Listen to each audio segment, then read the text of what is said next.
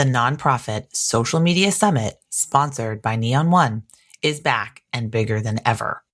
Go to nonprofitsocialmediasummit.com to get your free ticket, and you'll get access to the complete session lineup with speakers on social media advertising, LinkedIn for nonprofits, AI and ChatGPT, influencer marketing, YouTube strategy, and more. You can upgrade your ticket to get the recordings, slides, and a special bonus live training with me to plan for the new year. I know you're a smart cookie. If you want to know what's working right now in social media and how to best plan for the future, you will want to join me in Neon One in November. Go to nonprofitsocialmediasummit.com right now to snatch up your free ticket. See you there. Hello, and welcome to Nonprofit Nation. I'm your host, Julia Campbell, and I'm going to sit down with nonprofit industry experts, fundraisers, marketers, and everyone in between to get real and discuss what it takes to build that movement that you've been dreaming of. I created the Nonprofit Nation podcast to share practical wisdom and strategies to help you confidently find your voice, definitively grow your audience, and effectively build your movement. If you're a nonprofit newbie or an experienced professional who's looking to get more visibility, reach more people, and create even more impact, then you're in the right place. Let's get started.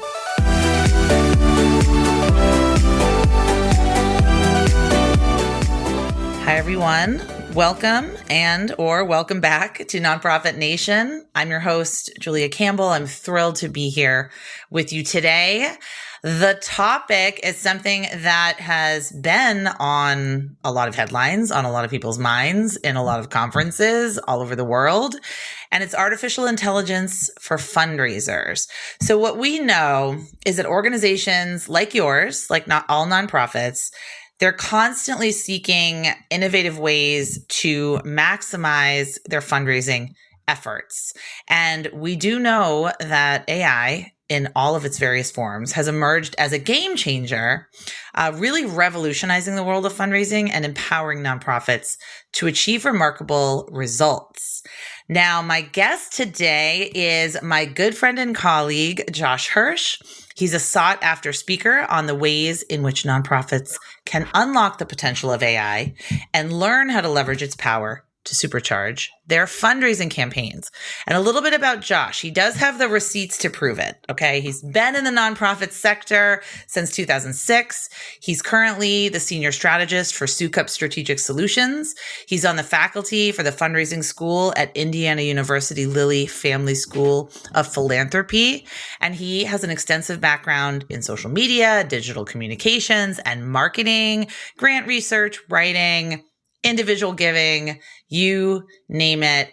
And Josh and I are both members of the AF Peeps, which is the social media vanguard for the Association of Fundraising Professionals International Conference and other AFP initiatives. We've spoken together quite a few times. I'm thrilled to announce here that we are speaking at ICON, the International Conference of AFP, in 2024, April 7th through 9th. It's going to be in Toronto. And our session is How to Convert Fans to Donors, a fundraiser's guide to social media.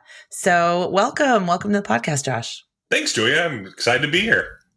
Yay, I'm thrilled. And I'm so excited to talk about AI because it's something I've dabbled in. It's something I'm interested in, but it's certainly not something that I feel like I'm an expert in. But before we dive into that, tell me a bit about you, how you got into nonprofit work.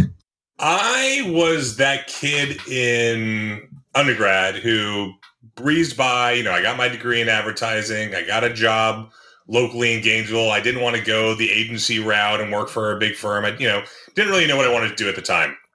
So after working for a year and a half in town, I'm like, I need to get more education. I want to get a master's degree. So I looked through the entire graduate catalog and came across a program called Family, Youth, and Community Sciences. And this was in the early 2000s. There really, at the time wasn't necessarily degrees in nonprofits. And if they were, it wasn't as widespread as it is now, where you can get masters and even, you can get a doctorate. You can get a doctorate in philanthropy from Indiana University Lilly Family School of Philanthropy. Wow. You can be a PhD. You can be Dr. Julia. That's amazing. Yes. Yes. Oh, I've always wanted to I like Dr. Julia. That's a good one. So I went and I met with the graduate admissions professor, and she said, "You'd be really good at this program, and I want to offer you assistantship." And I said, "Giddy up." And, fast forward, here we are almost 20 years later, and I've led a very successful career in fundraising and marketing and, proud nerd. And, being a nerd has certainly got me to where I am in my career today, because I'm that person who, I love to be an early adopter. I was on social media setting up pages for nonprofits on MySpace. Like, I'll date myself there, because I just knew then that this world of social media was going to be an outlet for nonprofits. Fast forward to when we were talking in third person on Facebook before there were even profile pages. We were still like trying to harness this, and one of our good friends from the early days, John Hayden, was leading the charge and was soaking up all knowledge I could from him, and really just have thoroughly enjoyed where the road has taken me. And right now I'm riding that AI train because it's hot. But not only is it hot, it's applicable to any nonprofit, no matter size. You could be a global nonprofit with a $10 million plus annual revenue, or you could be a small mom and pop nonprofit operating out of your bedroom with a $100,000, if that, budget. And using AI tools, it really is leveling the playing field from a comms perspective, from an analysis perspective. I think that's like the data side is uber nerdy. We're seeing a lot of new vendors that are using AI from wealth screening purposes that are going to allow you to save more time. It's going to allow you to raise more money, and it's going to be more efficient, and even create more personalized experiences for your constituent base using AI. Exactly. And I was going to say that you have always been an early adopter, just like you mentioned. And when we first met, you were working for Susan G. Komen. And I remember you talking about chatbots way back then. I mean, years ago, using chatbots to help manage questions that you would get about events or about your race or about some kind of, huge gathering that was happening, using Facebook challenges, using Facebook fundraising, like all of these tools. What I've always really enjoyed about your work is you're not afraid to really experiment and kind of jump in there and see where these tools can lead you. And you're definitely not one to like sit on the sidelines when new tools come about. So I appreciate that. It just makes complete sense that now you're focusing on AI and nonprofits. You're speaking everywhere about it. You're teaching courses, you are doing a lot of training and a lot of work around it. So, when we talk about AI, this like mythical being, artificial intelligence, I think a lot of us tend to think of generative AI, right? We think of ChatGPT, we think of Bard, we think of the apps on our phone that can help us create, digital images. And we tend not to, at least in my experience with my clients, we tend not to think about the power and the potential to be more productive, to save time, and to even raise more money. And you touched on that a little bit, but how can fundraisers specifically, like what are some of your favorite ways or some of your favorite things you've seen? How can fundraisers use this emerging tech to do their jobs in a more efficiently and effective way? First off, don't be scared of AI. I think that's, there's this big hurdle that people are like, oh, well, I don't know how to use it. I've heard about this thing, like you said, ChatGPT or Bard or Claude is another big one. But you just have to get your hands in and start playing around. So looking at ChatGPT is kind of like the Tylenol of medicines. Like right now, it is that brand leader. It has great market share. There are freemium versions. There's a paid model, but the free version gives you ChatGPT model 3.5, which is more than enough that you need to get started. And what's key is it is a learning model. So when I am working with ChatGPT, and I'm just use that for our example, I'm talking to it. I'm not necessarily having like do this, but I'm having natural flowing conversations because it's getting me in that mindset to get the desired output I want. So whenever I start with a new thread or a new chat or within ChatGPT, I'm always teaching it who it is. So we want to have the tool become in that mindset. So if you are a vice president of advancement for a no-kill pet shelter in Houston, Texas, you're always going to start out with your prompt saying, act like yada, yada, yada. By saying act like, it's getting it into its mindset. And more so than saying act like, I always like to tell it that's an expert, that it's won awards. So it has this mindset of saying, okay, not only do I know this subject matter, but I'm an expert at it. Keep in mind when you're looking at the different tools. So the data set that ChatGPT is taught on ended in September 2021. That's right. I wonder if that's going to change, but okay. I have no idea how they're looking at expanding that, but looking at a tool like Bard is live real-time connected to the internet. So you're able to go on there and say, how did Lionel Messi play in last night's game? And it'll give you a quick breakdown of like, all right, he had 2 goals and these assists. But also, what are the purposes behind the different tools like ChatGPT or Bard? ChatGPT, I find, is much more creative flowing from a writing perspective. Claude, you can do even much more longer form content. Mm-hmm. So it's really finding the right tool for what your desired output is. And that's the other part. You have what I like to call the create formula. So you're creating that character that's going to allow you to go down the path of getting you that desired output you want.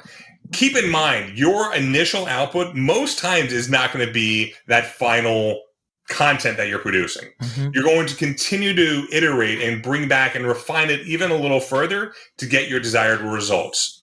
The way I also like to look at it is the content that's coming out of any, GPT generative pre-trainer, look at it like it's content coming from an intern. So it's good, but it's not your final product. You never want to copy and paste directly what's coming out of these tools. And they're learning too. I love that analogy because interns are always learning and absorbing information.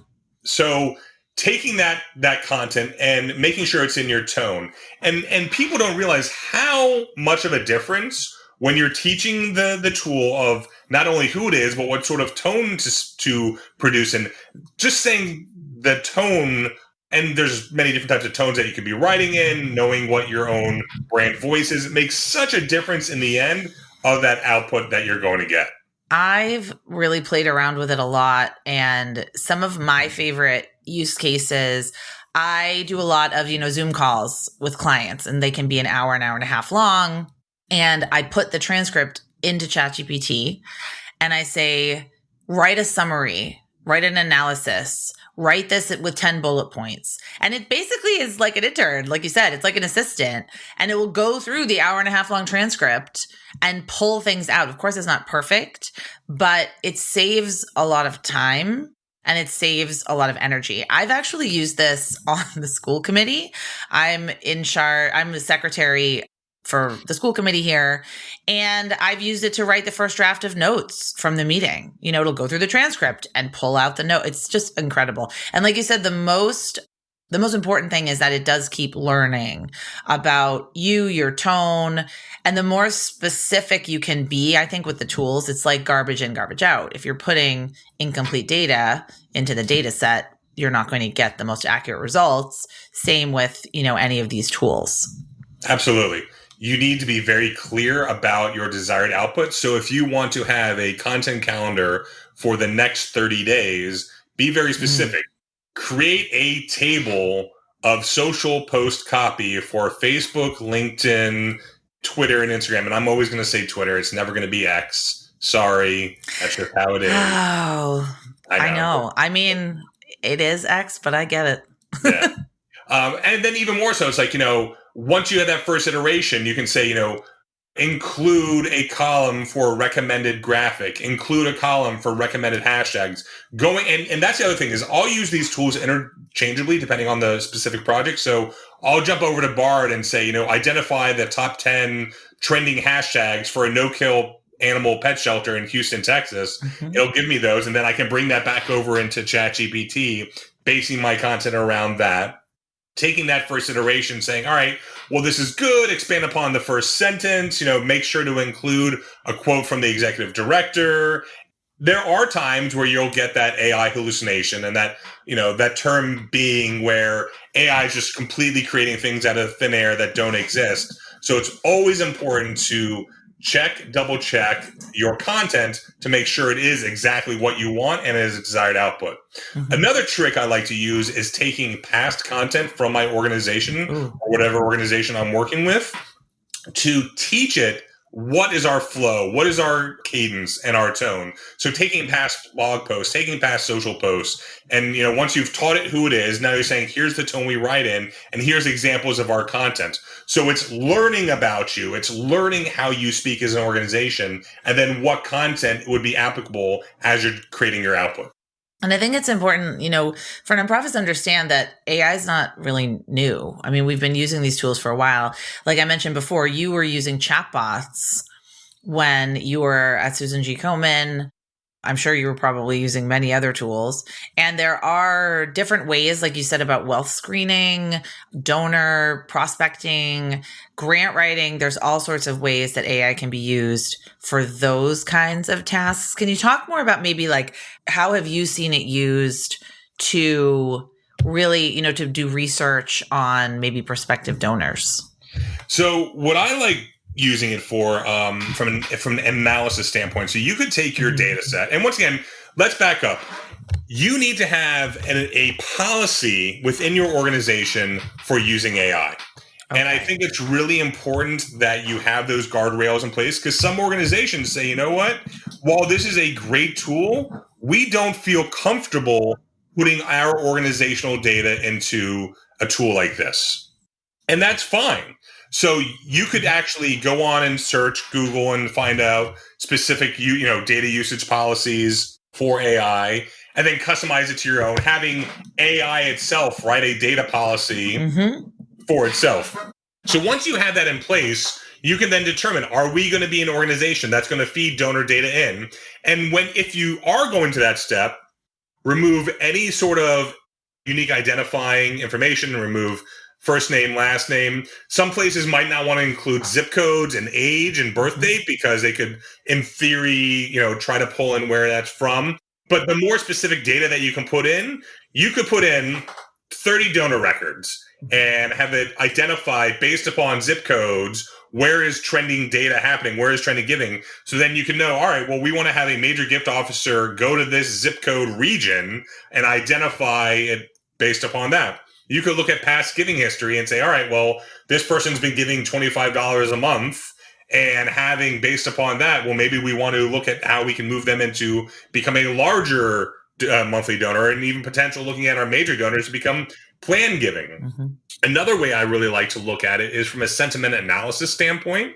So we all, and if you're not, should be collecting feedback from our constituents, whether that's surveys, whether that is testimonials, but taking that data, feeding that into a GPT, a generative pre-trainer, and running sentiment analysis. So running positive, negative, and neutral sentiment analysis, as well as those keywords that are identifying upon that. So from there, you create a table identifying negative, neutral, and positive sentiment and the keywords. So you have that table created. From there, your next prompt is, identify trends in negative, because we always want to bring our negative to neutral and then positive. So identifying those negative trends. From there, it's like, okay, well, you have these 4 or 5 different trends. Now from that, it's create a 6-month communications plan to move these from negative to neutral to positive. Do we all know how to do this? 100% absolutely. Do we save time by using tools like AI? Even more so. Yes. So we're not saying you don't know how to write a letter of appeal, you don't know how to write a press release or a social post. What we're saying is this will free you up time to focus on stewardship, to focus on solicitation, to focus on relationship building, which are really keys of fundraising and the nonprofit sector. Yeah. So it's not cheating. And that's, I think, another thing is that people will have a conversation with me about is that, oh, well, this is cheating. And I say to them, is it cheating when you take an Excel spreadsheet, take your social analytics from the past 6 months, dump it in there and have the formulas run so you can get your KPIs, your key performance indicators? It's not. You're saving time by using these tools as opposed to sitting there on paper or even using a calculator to determine what they would be. So there is, internally you need to have what is that usage policy for your organization. And in the same respect, what do you personally feel about using this? I know that there's some, professional writers are like, oh, it's going to take our jobs and it's going to, it's going to eliminate people within the sector. I can see the concern, but my response is it's just another tool in your arsenal. So for those who are adopting it now and becoming adept at it, they are the ones who are going to move further along in their career. Using it to create that outline for your upcoming blog post, using it to sit there and draft your letter of appeal. These are ways that are going to save you time, but it's also going to allow you to see other perspectives on how you can make this more effective for your organization. You can put your letters of appeal from the past 5 years, the ones that worked the best, and then maybe analyze why they did, or your email newsletter, some of your social media posts. And I agree with you. I think it's a tool. And so things that I've heard, because I follow a lot of writers and authors and content creators, and I listen to their podcasts. And I think that what's going to make people stand out is as long as you are still putting your unique fingerprint on your work, whether it is a video from your executive director every once in a while, or whether it is, looking at it, making sure it's in the right tone of voice, making sure it's using the right colloquialisms and all of the different, maybe tone of voice and language that you use. But the way that I see it, it's just like a tool. It's sort of like spell check, like a million years ago. We all use spell check still, I would hope. And no one calls that cheating.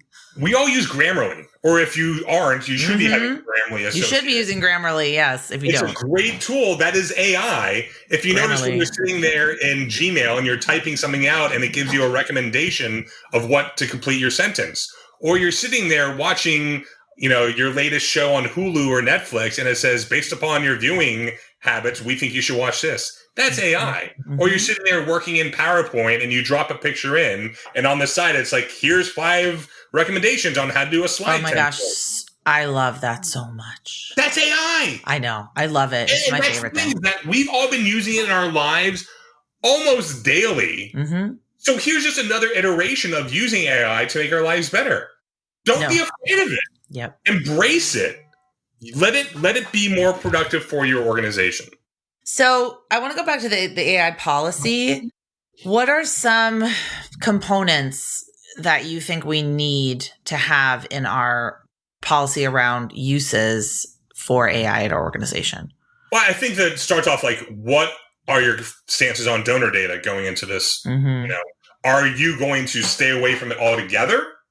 Are you going to put in, anonymous donor data? Because look at, many of these wealth screening third-party vendors are using AI to look at, your donor data as well as potential donor data out there. So if you are okay with them doing it, if you're contracting with a third-party vendor to do this, then you yourselves need to look in the mirror and say, okay, well, if we're fine with them doing it, well, let's do it internally. Let's, on a smaller scale, run our own, analysis on our data. I'm not saying doing wealth screening because they have different tools accessible to them through their platforms, but running that sentiment analysis, running those simple, looking at your top 10 donors and trying to identify trends based upon interests and giving patterns. There's just so much potential of what you can do.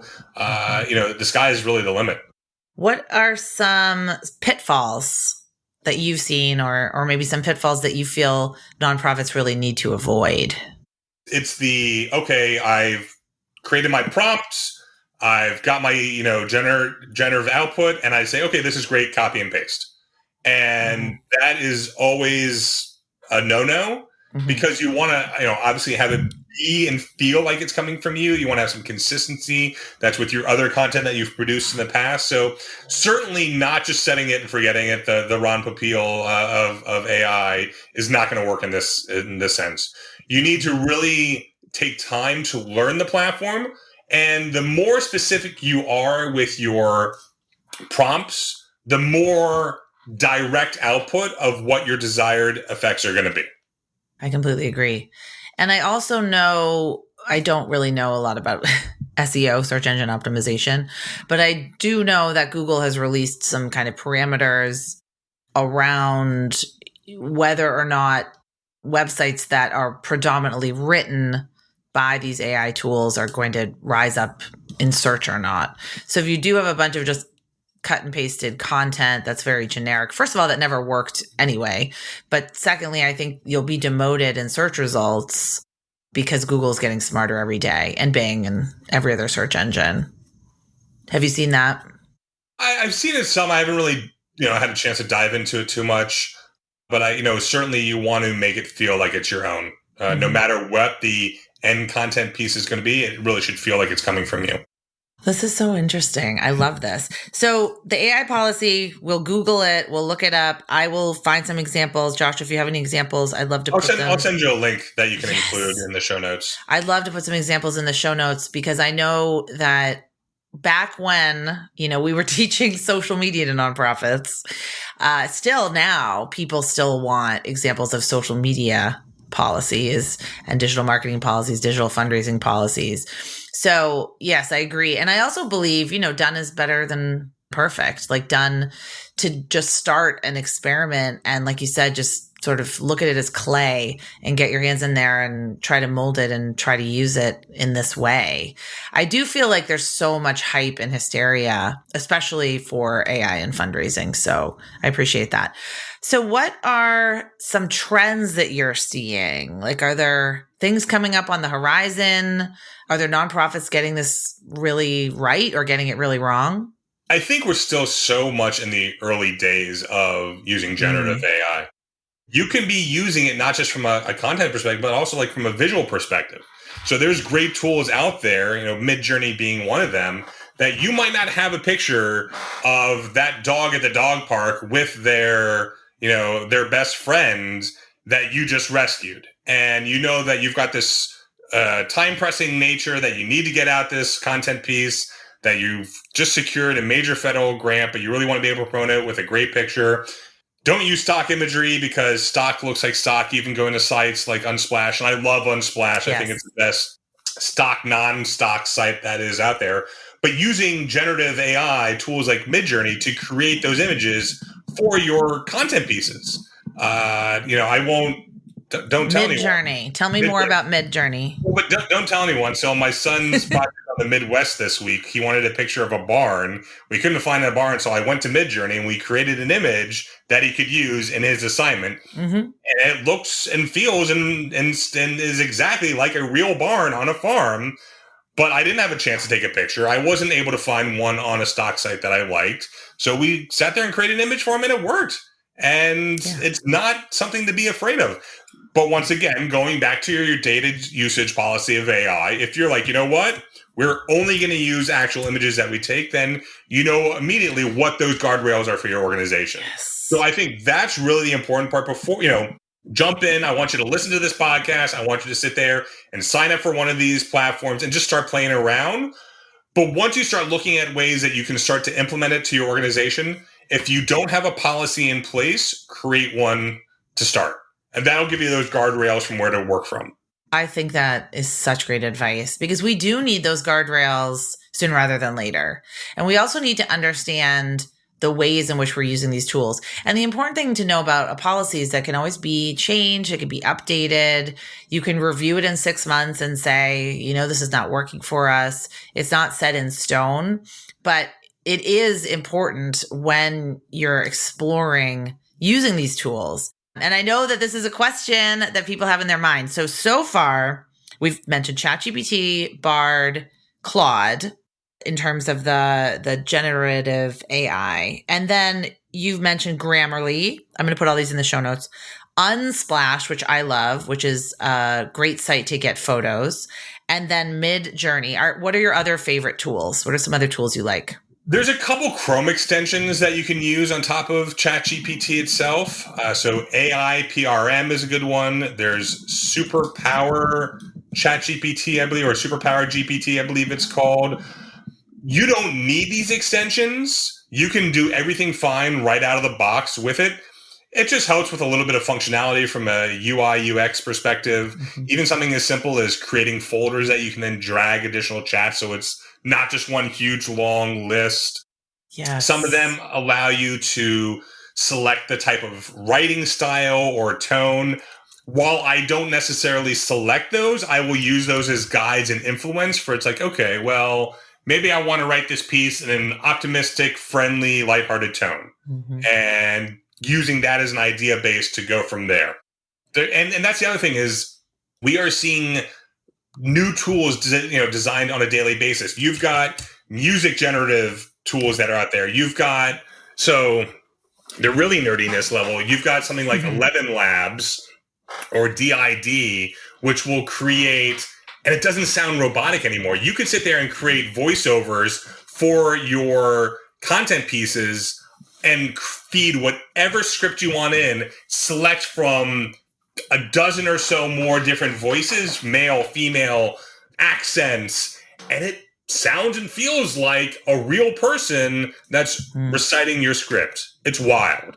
And that goes into accessibility. So I think that has serious potential for accessibility on our websites and in all of our content, where we can actually have a voice read transcript of what we're actually creating. So I think that AI tools not only do accomplish our missions, raise money, save time, but also to create a more equitable world. I really see that as being a possibility. Yeah, absolutely. Oh, I love that. All right. What's the next wave? How do we get ready for the future? How do we strap in and just ride this wave and get ready for the next one? I think that get your hands in, get dirty, don't be afraid, start using it now, seeing what the real potentials are for it.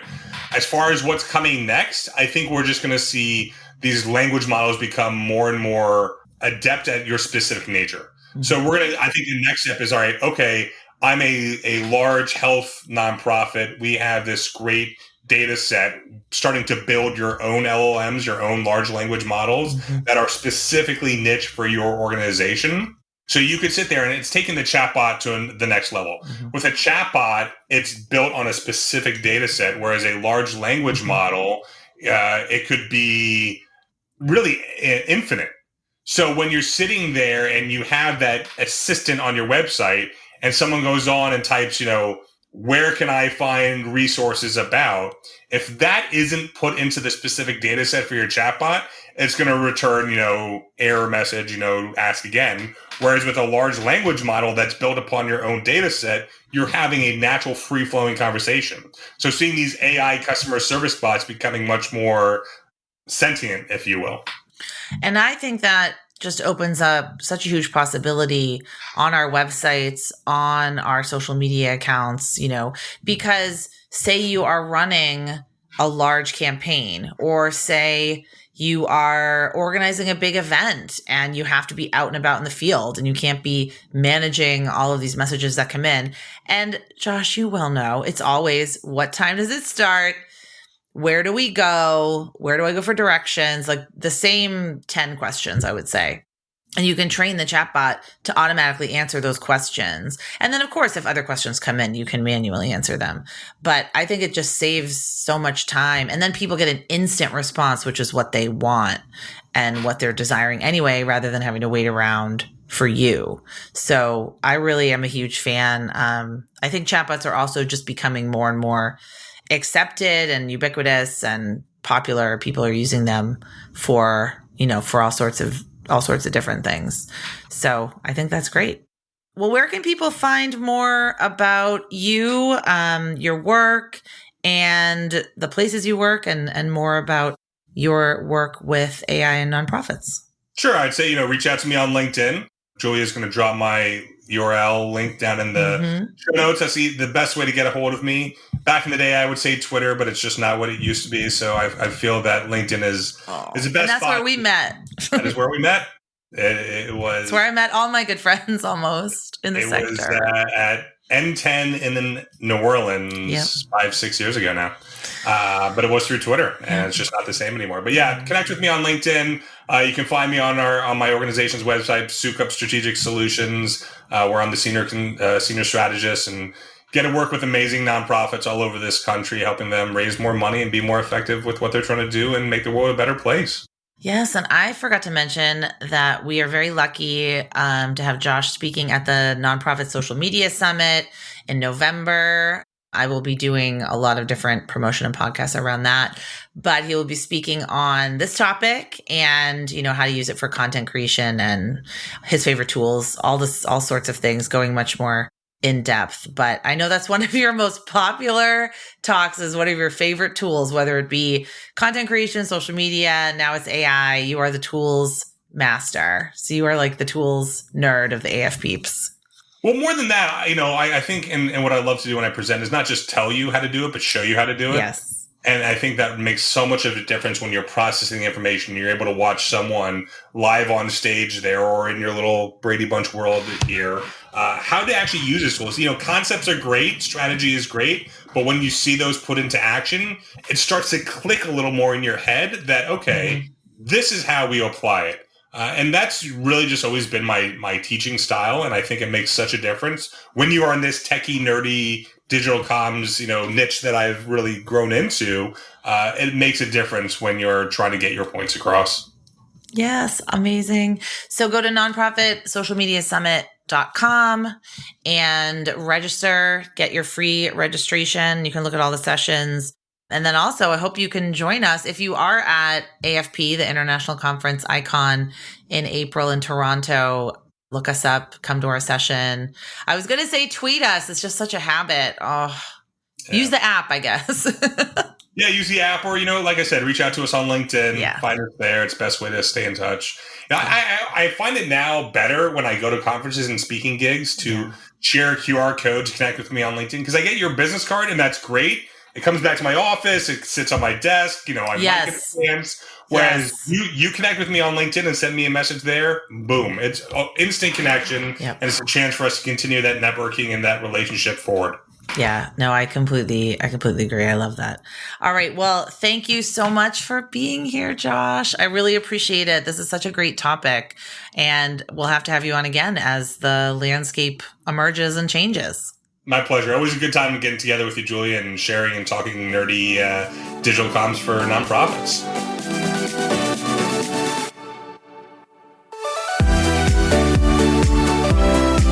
Well, hey there.